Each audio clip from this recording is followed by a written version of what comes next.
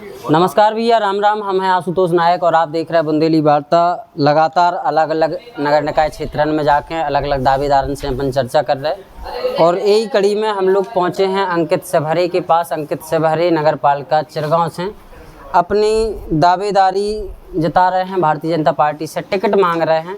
आरक्षण जैसे ही जारी हुई है वैसे ही अंकित सेवहरे खुल के ताल ठोक दें और खुल के टिकट मांगने लगे। यही के लाना हम लोग इनसे चर्चा कर भी के लाना है। अंकित को एक और परिचय जो है कि भारतीय जनता युवा मोर्चा में जिला मंत्री भी है, पिछड़ा मोर्चा में जिला मंत्री भी हैं। अंकित से जाने कि चिरगांव की क्या स्थिति है, आजकल का कारण है कि चिरगांव में अभी तक भारतीय जनता पार्टी को चेयरमैन नहीं बन पाओ। चिरगांव के विकास को कैसे देख रहे, कौन कौन सी पालिका के ऐसे काम थे जो अभी तक नगर पालिका नहीं कर पाई या कौन कौन से काम है जो नगर पालिका ने कर दिए हैं। कई बार सियासी समीकरण बने। अंकित अपने संगे हैं, ये कैसा देख रहे हैं? सबसे पहले तो जो ही बताओ कि इतने साल से चिरगांव नगर पालिका में राजा साहब बोले, राजा साहब कुत्ता खड़ा कर दें तो राजा साहब को जीते। अब बाकी जो लोग हैं, भारतीय जनता पार्टी पिछली बार केवल भाजपा ही जमानत बचा पाई राजा साहब के प्रत्याशी के मारे, बाकी सबकी जमानत जब्त भाई।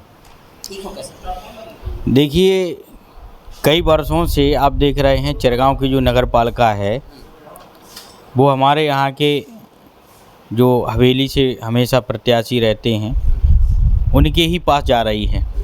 पिछली बार हमारे बीच में श्याम बिहारी बबलू खटीक प्रत्याशी रहे थे।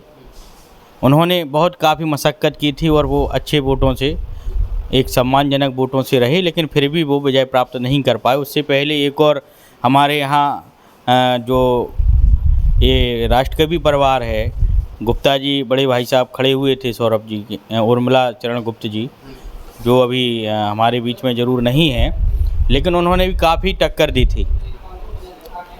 तो मैं आपसे यही कहना चाहता हूँ, जो नगर पालिका है इसका सबसे बड़ी बात है कि सीमांकन होना चाहिए।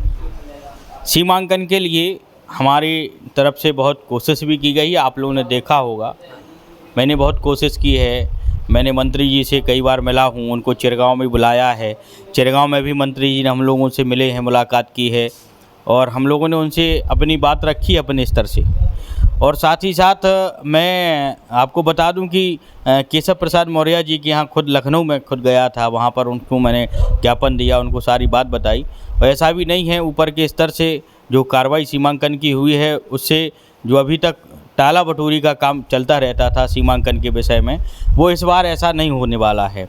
और इस बार पूरी भारतीय जनता पार्टी लगी हुई है। और आपके नगर पालिका परिषद में ईओ जो अधिशासी अभियंता हैं उनकी भी काफ़ी मेहनत इसमें है। उन्होंने प्रस्ताव को नगर पालिका में पारित किया है और फाइल जो है लखनऊ जा चुकी है। लखनऊ से एक बार कुछ कमी के कारण फाइल वापस आई हुई थी शनिवार के दिन, तो सोमवार को पुनः उस फाइल को वापस लखनऊ लाया गया है। और निश्चित ही रूप से सीमांकन होना चाहिए। और सीमांकन 122 नगर पालिकाओं का है उत्तर प्रदेश में, जैसा आपको पता है। तो होगा तो 122 होगा, जिसमें ऐसा नहीं होगा कि हमारी चिरगांव नगर पालिका को अछूता छोड़ दिया जाएगा। हमारी चिरगांव नगर पालिका भी इसमें शामिल होगी, इसमें कोई दोहराई की बात नहीं है। और अगर कहीं नहीं होती है तो मुझे लगता है हम लोग तो मेहनत फुल कर ही रहे हैं। जो हमारे कहाँ सीमांकन हो पाएगी? अब तो समय निकल रहा है, आरक्षण की तैयारियां हो रही हैं। देखिए, सीमांकन मैंने अभी आपसे बहुत अच्छी बात कही कि 122 जगह सीमांकन होना है, तो 122 में होगा तो चिरगांव नगर पालिका होगा। ये मैं आपसे दावेदारी एक बिल्कुल पूर्ण तरीके से कहता हूँ। हमारे यहाँ जो संयोजक हैं, लखनऊ में अभी पिछले सत्र में मीटिंग हुई थी, वहाँ पर हमारे नगर निकाय चुनाव के प्रभारी हैं, हमारे यहाँ से मंडल से करुणेश जी वाजपेयी जी भी हैं, ज़िले के भी कई लोग हैं, ज़िले से भी गए थे लोग वहाँ पर। तो वहाँ पर गए थे, नंदकिशोर भिलवाले जी भी हैं हमारे यहाँ जो संयोजक हैं, तो वो लोग गए थे वहाँ पर। सीधा सा प्रदेश अध्यक्ष ने और मीटिंग लेने के लिए कई लोग आए थे, प्रदेश नेतृत्व था वहाँ। उन्होंने सीधा सा कहा है कि चुनाव सीमांकन के साथ ही होंगे। बेहिचक उस ऊर्जा को लेकर के हमारे बीच में लोग बाग आए। हम लोगों की जब मीटिंग हुई है तो वहाँ पर इस प्रकार की चर्चा हुई है। हमारा विधायक, हमारा क्षेत्र का सांसद, विधायक, सारे लोग कह रहे हैं सीमांकन के साथ चुनाव होगा। और निश्चित ही रूप से सरकार भारतीय जनता पार्टी की है और जो आश्वस्त करने वाले लोग हैं वो भारतीय जनता पार्टी के लोग हैं, सरकार के लोग हैं। हमारी सरकार है, हमारे सरकार में मंत्री हैं और निश्चित ही रूप से जब वह अपनी ज़बान से ये बात कर रहे हैं, और निश्चित ही रूप से हम भारतीय जनता पार्टी के एक सच्चे सिपाही हैं, और इस नगर का अगर किसी रूप में भला हो रहा है, हमेशा पार्टी ने भला करने का काम किया है। और निश्चित ही रूप से अगर उनको लगा है कि हाँ सीमांकन की वजह से विकास में रुकावट आ रही है, इसीलिए वो निश्चित रूप से सीमांकन करेंगे। और करने के बाद और निश्चित ही रूप से जो भारतीय जनता पार्टी जो इतिहास चला आ रहा है, निश्चित ही रूप से भारतीय जनता पार्टी वो कमल का फूल जीतेगा यहाँ से, इसमें कोई दोहराए की बात नहीं। अभी तक तो नहीं जीत पाया, लेकिन इस बार आप कह रहे हैं और आप खुद दावेदारी जता रहे हैं, टिकट मिलने के बाद देखेंगे। देखिए ऐसा है कि दावेदारी की बात कहें जहाँ तक, तो सीमांकन तो होना तय है, इसमें कोई शक की बात नहीं है। जैसा हम लोगों को बताया जा रहा है, हमारे इसमें सांसद विधायक भी लगे हुए हैं। अगर सीमांकन नहीं होता है तो हम लोगों की तो मेहनत, चलो ठीक है, हम लोग तो मांगना हमारा काम है। मैं इस क्षेत्र का जैसे राजनीति करता हूँ, यहाँ से मान लो राजनीति करता हूँ, जो भी राजनीति करता हूँ, हमारे संपर्क में जितने लोग हैं आसपास हैं, जो हमारी समस्याएं हैं, मेन समस्या हैं, उनको हम लोगों को उजागर करना हमारा ये फ़र्ज़ है और हमारा यह धर्म भी है।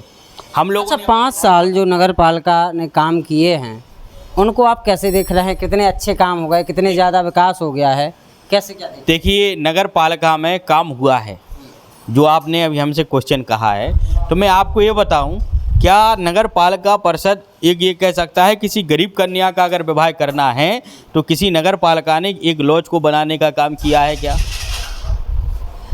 नगर पालिका ने किसी लॉज को बनाने का काम किया है जहां पर गरीब आदमी आए 5,051 रुपये या 2100 रुपये की रसीद कटे या 1100 रुपये की, जो उसका साफ़ सफाई हो सके। हम तो कह रहे हैं निःशुल्क करना चाहिए, हम तो कह रहे हैं मेंटेनेंस ले या निःशुल्क ले। तो ऐसा कोई विवाह घर है जो नगर पालिका परिषद के रूप से एक गरीब व्यक्ति अपने कन्या का विवाह कर सके उस स्थल से? नगर पालिका ने कभी, आप बता दीजिए पूरी चिरगांव में नगर पालिका के द्वारा कहीं पर भी एक पार्क हो तो बता दो। जैसे तैसे एक छोटा मोटा पार्क राष्ट्रकवि मैथिलीशरण गुप्त का था, उसमें भी लोग बाग कहते हैं कि भैया राष्ट्रकवि मैथिलीशरण गुप्त का जो पार्क है वो चिरगांव देहात में है। अजीब विडंबना है, राष्ट्रकवि पूरे राष्ट्र के हैं। नगर पालिका को इस पर गौर करना चाहिए। वैसे नगर पालिका कहती हैं कि मैं अपने क्षेत्र से 2 किलोमीटर तक सफाई करता हूं। क्या राष्ट्रकवि के यहाँ आपने देखा है, आपने भी, आपके भी उसमें चला हुआ था चैनल में कि राष्ट्रकवि जी की जहाँ प्रतिमा लगी हुई है वहाँ पर कितना कचरा फैला है, वहाँ पर नाले का पानी आ रहा है। ये विकास है? अरे ठीक है, छोटा मोटा जो भी था पार्क था, उसको आप उसमें खाली गंदा पानी आप वहाँ से नहीं निकाल पा रहे हो, कितनी बड़ी शर्म की बात है हमारे लिए। जो भी प्रतिनिधि आज यहाँ पर आता है, राष्ट्र का हो प्रदेश का हो, वो कहाँ जाता है? सबसे पहले चिरगांव में दद्दा जी के पास जाता है और देखता है कि वहाँ पर कचरा फैला हुआ है। तो ये कोई विकास? अब आप विकास किसको कहेंगे? विकास बताइए, एक कोई पुस्तकालय है क्या? पुस्तकालय है, वो जमींदोज पुस्तकालय है, पुस्तकालय बना हुआ है एक शिशु मंदिर के पास है, उसको नगर पालिका ने गौर दिया क्या? वहाँ कोई एजुकेटेड पुस्तकें वहाँ पर रखी हैं, इतिहास की बड़ी बड़ी पुस्तकें वहाँ रखी हैं, वहाँ एक बैठने का क्राइटेरिया है क्या? वहाँ पर पंखा लगा है? अभी हम बसपा के एक दावेदार से बात कर रहे थे, वो भी बसपा से टिकट मांग रहे हैं। उनका कहना है कि 8 महीने से यहाँ के जो कर्मचारी हैं, सफाई कर्मचारी, उन्हें वेतन ही नहीं मिली। देखो आपने बहुत अच्छी बात कही। वेतन का जो सवाल आपने हमसे पूछा है, कर्मचारियों के जो अध्यक्ष हैं उनसे मेरी वार्ता हुई है। एक कर्मचारियों का संघ है, एक कर्मचारियों का संघ है, उस संघ में उसके जो अध्यक्ष हैं नगर पालिका चिरगांव से, उनसे मेरी वार्ता हुई है स्वयं। हमने उनका लेटर लिया है, हमने उनका लेटर लखनऊ तक दिया है। जब मैं सीमांकन की मांग को लेकर के जा रहा था, या अधिशासी अभियंता से मैंने बात की है, उनसे भी मैंने कहा है, उनकी पूरी एक लेटर के साथ हमने उनकी फाइल को दिया है लखनऊ, जो 8 महीने से नहीं आ रही है। आप ये बताइए, नगर पालिका चिरगांव में तनख्वाह ठीक है, मैं एक छोटा सा व्यापार करता हूँ, सीधा सा मैं आपको बताऊँ, मैं एक छोटा सा व्यापार करता हूँ, मान लीजिए व्यापार में मैं 5 वर्करों को रखे हुए हूँ। अगर मेरे व्यापार में तरक्की नहीं होगी तो क्या मैं अपने व्यापार के लोगों को, वहाँ के लोगों को कुछ तनख्वाह दे पाऊँगा? साफ सी बात है, नहीं दे पाऊँगा। अब होता क्या है कि नगर पालिका चिरगांव के पास ना तो पार्क है। अरे भाई पार्क होगा तो 5 रुपये, 10 रुपये, 20 रुपये कोई ना कोई टिकट लेगा ही लेगा भाई। तालाब है चिरगांव में, उसकी सफाई हो जाए, उसमें बूट आ जाए 2, 4, 6, वहाँ पर जो बच्चे हैं आराम से जो है घूमे करेंगे, उस बूट का 20 रुपये, 30 रुपये टेंडर हो, खर्च हो, धीरे धीरे जो है हर चीज़ आएगी। तो कमाई का कोई जरिया नगर पालिका परिषद के पास है नहीं। और आपको मैं बता दूं, मुझे कभी कभी बहुत शर्म आती है कि एक ऐसा चिरगांव जहां राष्ट्रकवि मैथिली शरण गुप्त ने नाम किया है, जहां महात्मा गांधी जैसे लोग इस ब्लॉक चिरगांव के नाम से ही ग्राम औपारा में जिन्होंने नमक आंदोलन शुरुआत की, यहाँ पर सुभाष चंद्र बोस, चंद्रशेखर आज़ाद, स्वयं राष्ट्र जो है पति यहाँ पर आए, उनकी मूर्ति का अनावरण करने के लिए आए। ऐसी वो धरा, ऐसी वो माटी, ऐसी साहित्यिक धरती, वहाँ पर इस प्रकार की असुविधाएं हो रही हैं। कभी कभी खेद होता है। प्रदेश में जो हम देखते हैं नगर पालिका चिरगांव का, तो नीचे से स्थान पायदान में दिखता है। ये कितनी अशोचनीय बात है, और हम जैसे युवाओं को इतना भद्दा लगता है इस चीज़ को लेकर के, जिसको मैं आपको साथ जितना बयां करूं उतना कम है। अच्छा, एक चीज़ और बताते हैं हम आपको, जब हम आंकड़े देखते हैं तो पता चलता है पिछली बार जो चुनाव भी मैदान में थे, चाहे वो निर्दलीय हों और फिर चेयरमैन बने हों, या फिर भाजपा के हों, बसपा के हों, कांग्रेस के हों, या कोई और पार्टी के हों, जिन्होंने भी चुनावी मैदान में कूदे चेयरमैन के लिए, वो एक भी ग्रेजुएट नहीं हैं, एक भी स्नातक नहीं हैं, सभी हाई स्कूल इंटर वाले थे जिनने नामांकन किया है। और जो जीता है उसका तो कोई रिकॉर्ड ही नहीं है कि वो कहाँ तक पढ़ा भी है कि नहीं पढ़ा। ये जो आंकड़े हैं सरकारी आंकड़े हैं। देखिए, हाँ देखिए ऐसा है, कितना पढ़ा लिखा होना चाहिए चेयरमैन? देखिए ऐसा है, चेयरमैन पढ़ा लिखा एजुकेटेड होना चाहिए, हम आपकी बात मानते हैं।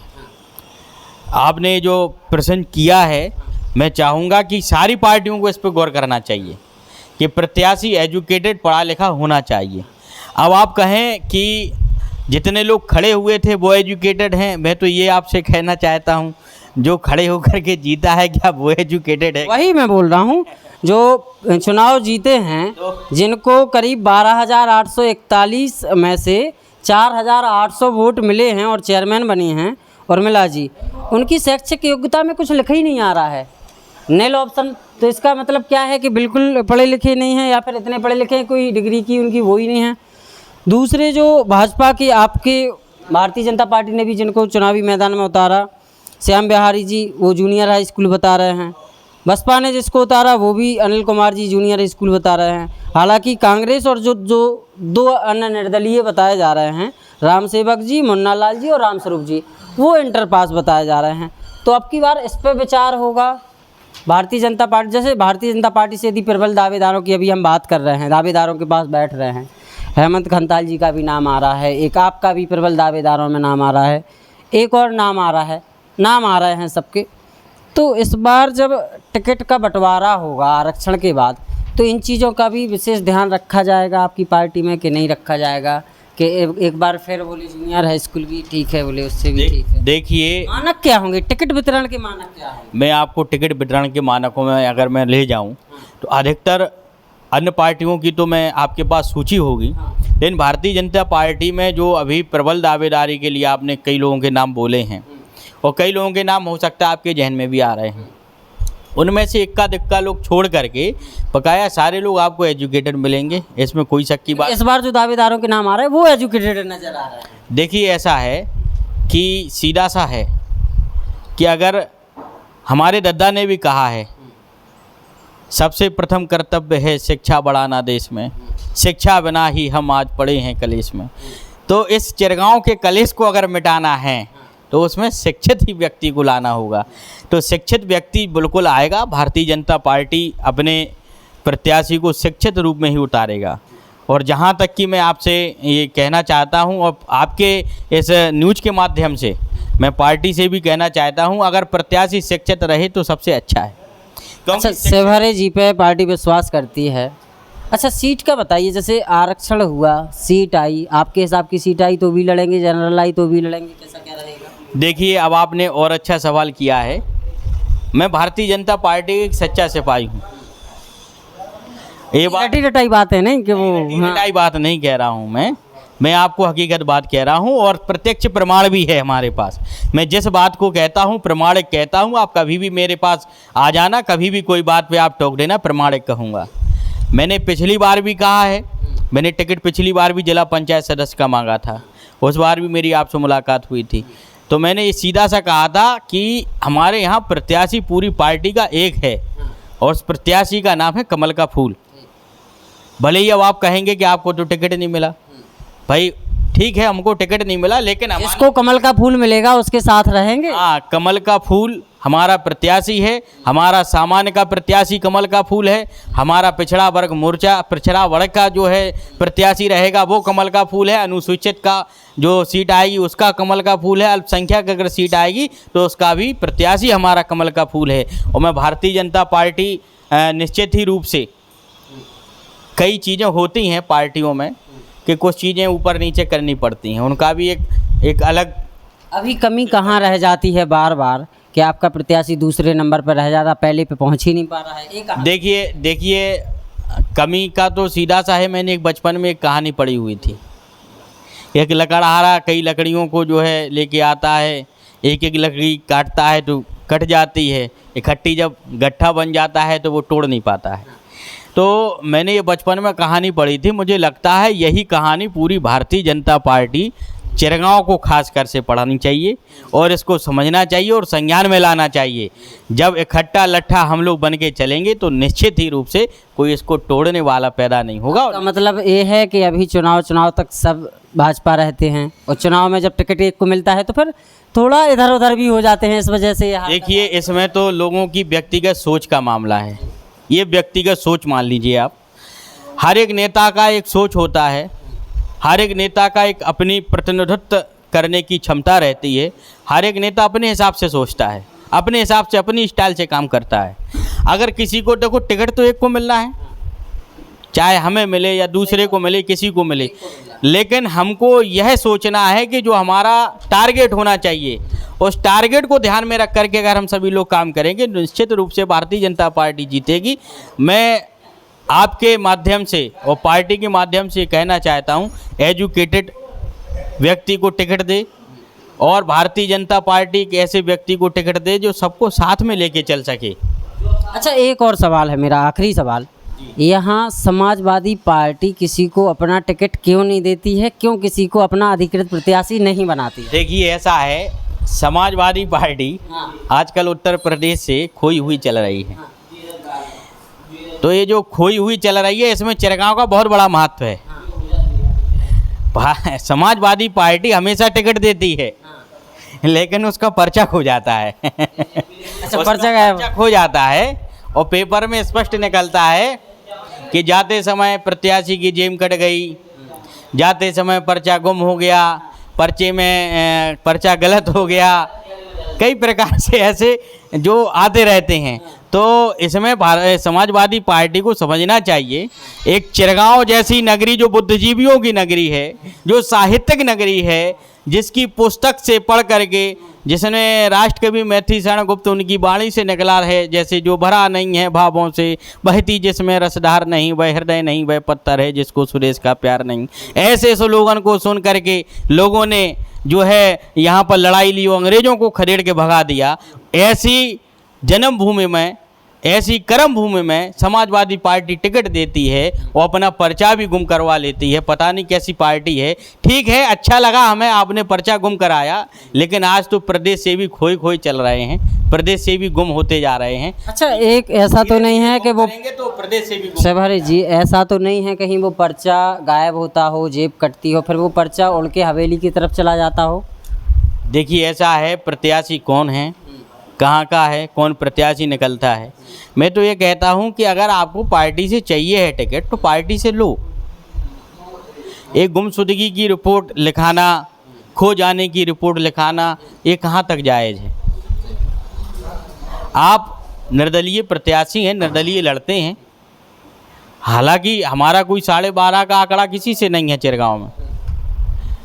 राजनीति हम अपने सिद्धांतों से करते हैं, दूसरा व्यक्ति अपने सिद्धांतों से करता है, लेकिन हमारा जो सिद्धांत है, अब आपका माध्यम क्या होता है कि आप किसी ना किसी रूप में पूछ ही लेते हैं सवाल। अच्छा, टिकट मिला यदि सेवारी जी आपको, भाजपा ने टिकट दिया, आपके मुताबिक सीट भी आ गई, तो हवेली परिवार के खिलाफ कितनी ताकत से चुनाव लड़ पाएंगे, ये थोड़ा चिरगांव को बता दीजिए। इसमें चिरगांव हमेशा संदेह करता है कोई ताकत वाला आएगा तभी हम कुछ मन बनाएंगे। देखिए मेरी बात सुनिए, आपने बहुत अच्छा क्वेश्चन किया है।